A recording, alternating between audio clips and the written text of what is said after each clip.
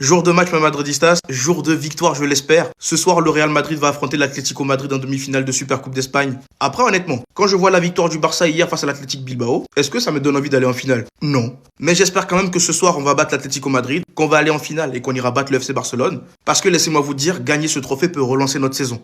On va essayer de parler dans cette vidéo de la compo probable, mais juste avant, j'ai deux informations importantes à vous partager et qui ont rapport à ce match. Première info, voici le bilan de nos 10 derniers matchs face à l'Atlético Madrid. On est sur 3 victoires, 4 nuls, 3 défaites, 16 buts marqués et 21 buts encaissés. Sans oublier qu'on s'est pris une grosse raclée en début de saison. Donc est-ce que j'ai encore besoin de vous expliquer à quel point ce match-là reste important?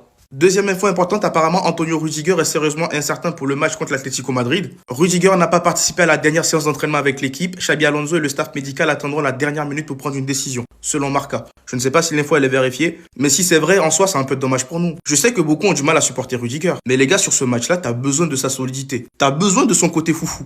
Dinesen, on sait pas ce que ça peut valoir. Ils vont le bouger comme un sac de maïs. C'est ça qui me fait peur. Mais sinon, on va essayer de terminer sur la compo probable. Une compo probable proposée par le média Le Journal du Real. Bon, ils ont tout simplement remis la compo qu'on a vue face au Betis Séville. Et pour moi, c'est parfait. Au lieu d'un 4-3-3, je pense que ça va être un 4-2-3-1. Le gardien sera Thibaut Courtois. La paire défensive, Asensio, Rüdiger, ils ont mis. Mais si Rüdiger n'est pas là, je pense que ça va être Dinesen. À droite, on aura Federico Valverde, c'est parfait. À gauche, on aura Alvaro Carreras, c'est nickel. Le double pivot Tchouaméni Camavinga, j'ai hâte de voir ce double pivot-là à l'œuvre contre une équipe comme l'Atlético Madrid. En 10, on aura Jude Bellingham, c'est parfait. En vrai, t'as un milieu qui pourra gérer athlétiquement. À droite, t'auras Rodrigo. À gauche, t'auras Vinicius Junior. Et en pointe, t'auras Gonzalo Garcia. Logiquement, pour moi, faut rester là-dessus. Il ne faut rien changer. Mis à part si Rüdiger ne joue pas, mais je pense qu'ils vont quand même essayer de forcer et le faire jouer.